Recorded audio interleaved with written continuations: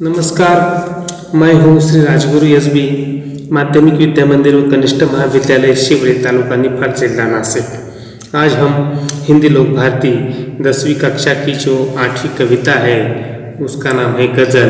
इस कविता को देखने वाले हैं और इस कविता की जो विधा है वह है गज़ल। तो देखो, गज़ल एक कविता का प्रकार है। सबसे पहले मैं गज़ल इस शब्द का अर्थ आप लोगों को बताता हूँ। जैसे कि हिंदी में दोहे होते हैं, चौपाई होती है, मुक्तक होते हैं, ये सभी कविता के प्रकार हैं। जैसे कि आपने हाइकू ये प्रकार पढ़ा होगा। हाइकू ये जापान से आया काव्य का प्रकार है। वैसे ही गज़ल यह एक अरब से आई एक काव्य विधा है। उर्दू से लेकर वह हिंदी में प्रसिद्ध हुई, उसे हमारे भारतीयों ने स्वीकारा है। गज़ल का जो छोटा अंश होता है उसे कहते हैं शेर। शेर व शायरी ये नाम आप लोगों ने तो सुना होगा।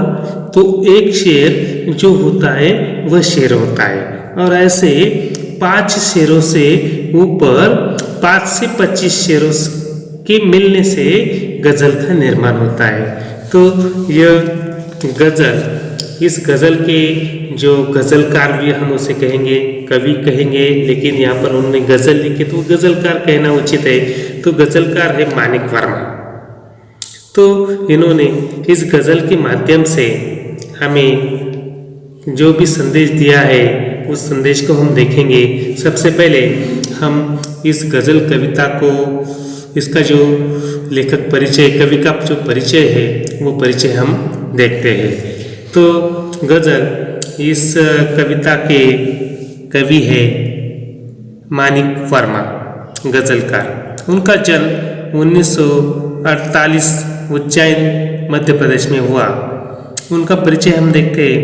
वो हास्य व्यंग्य के सशक्त हस्ताक्षर मानिक वर्मा जी वाचिक परंपरा के प्रमुख स्थान रखते हैं।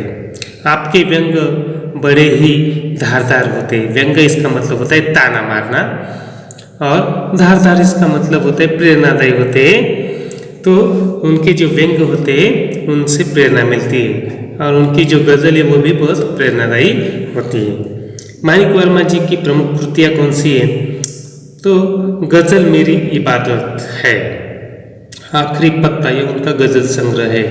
आदमी और बिजली का खंभा, महाभारत अभी जारी है, और मुल्क के मालिक को जवाब दो, ये उनकी क्या है? ये उनकी प्रमुख ऐसी कृतियाँ है। तो ये जो पद्य उन्होंने लिखा है, इस पद्य के संबंध में या पद्य से वो हमें कौन सा संदेश देना चाहते हैं? तो प्रस्तुत गज़ल के अधिकांश शेरों में वर्मा जी ने हम सबको जीवन में निरंतर अच्छे कर्म करते हुए आगे बढ़ने की प्रेरणा दी है। गज़लकार ने हमें संदेश देते हुए कहा है कि अपने रूप रंग से सुंदर दिखने के बजाय अपने कर्मों से सुंदर दिखना आवश्यक है। ये संदेश वो हमें इस गज़ल के माध्यम से देना चाहते हैं। तो चलिए हम इस कविता को विस्तार से देखते हैं। इसकी जो पहली पंक्ति है उस पंक्ति को हम देखते हैं। आपसे किसने कहा स्वर्णिम शिखर बनकर दिखो, शौक दिखने का है तो फिर नींव के अंदर देखो। तो ये जो पहली पंक्ति है, इस पंक्ति में जो कठिन शब्द है वह स्वर्णिम। स्वर्णिम इसका मतलब होता है सोने के रंग का, उसे सुनहला कहा जाता है। दूसरा कठिन शब्द है शौक। शौक यानी हॉबी, उसे रुचि कहा जाता है, रुचि। नींव इसका मतलब होता है जड़। तो इस तरह कठिन शब्द इस कविता में पहले पंक्ति में है। तो पहले पंक्ति में कवि कहते हैं कि आपसे किसने कहा स्वर्णिम शिखर बनकर ही देखो, जो कुछ देखना है वह सुनहरा चमक धमक ही देखो। ऐसा नहीं है, ऐसा कुछ नहीं है। शौक दिखने का है तो फिर नींव के अंदर झांक कर देखो। कवि कहते हैं देखना ही आपका शौक है, आपको पसंद है, आपकी रुचि है, तो नींव के अंदर देखो। जो आपको चमक धमक दिखाई दे रही है बाहर से, तो चमक लाने के लिए जो कुछ गया है वह देखो। जैसे कि ताजमहल के चमक धमक के पीछे जो वर्क लगा है, जो हार्ड वर्क लगा है, ईंट पत्थर लगे हैं, उसके अंदर क्वालिटी को देखो। यह संदेश इस पहले दो पंक्तियों के माध्यम से कवि हमें देना चाहते हैं। आगे देखो, चल पड़ी तो गर्द बनकर आसमानों पर लिखो, और अगर बैठो कहीं तो मील का पत्थर लिखो। तो यहाँ पर कठिन जो शब्द है आसमान यानी आकाश, और मील का पत्थर, पत्थर यानी पत्थर ही होता है, मील का पत्थर होता है जैसे कि रास्ते पर लगा होता है, और गर्द का मतलब होता है धूल।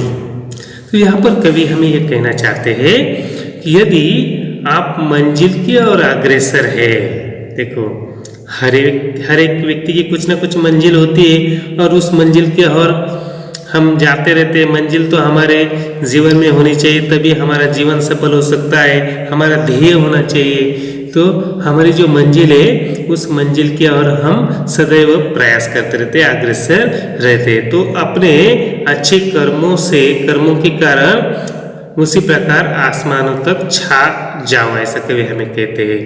हमारा कर्म मंजिल की ओर आगे बढ़ते हुए हमारा कर्म अच्छा होना चाहिए, हमारा काम